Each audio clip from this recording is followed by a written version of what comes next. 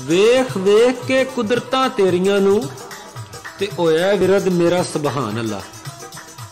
वेख वेख के कुदरतां तेरियां नू ते होया विरद मेरा सुभान अल्लाह।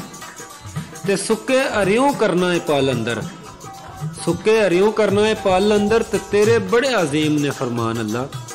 ते शक्ल शिकम दे विचों बनावना है, शक्ल शिकम दे विचों बनावना है, ते देंदा रिज़क है आप रहमान अल्लाह। ते रूह बुत विच पा के बशर साइयां ओ दसी अपनी फिर पछाण अल्लाह।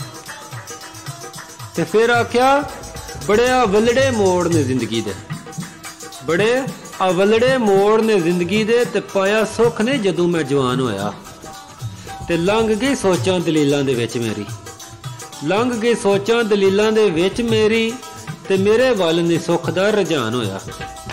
ते सारी उम्र मैं ठोकरां खादियां ने, सारी उम्र मैं ठोकरां खादियां ने, ते अखी वेंदिया मैं वीरान होया। ते कीती सी नहीं लब्बां चों एक वारी, कीती सी नहीं लब्बां चों एक वारी, ते जिथे हुक्म आया है कुर्बान होया। ते बिना सबरों जरे नहीं दुख जांदे, बिना सबरों जरे नहीं दुख जांदे।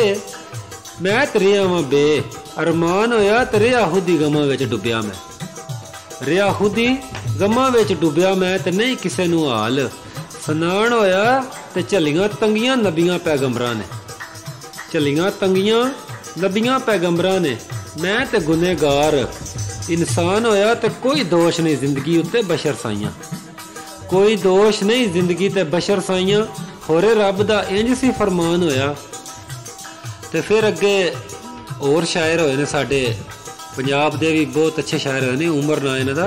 ते उन्होंने लिखे दिल इहो कुछ रो रो सोचदा है, दिल इहो कुछ रो रो सोचदा है। एक मैं आ ठोकरां खाण वाला, ते मेरे गले विच गमां दे हार पा के, मेरे गले विच गमां दे हार पा के होया खुश सी बहत बनाण वाला। ते दिल नूं रोग इश्क दा जिस लाया, दिल नूं रोग इश्क दा जिस लाया, ते मुड़ के परतिया नहीं ओ जाण वाला। ते उमर रुसां ते किस दे नां रुसां, जदों रिहा नहीं कोई मनाण वाला।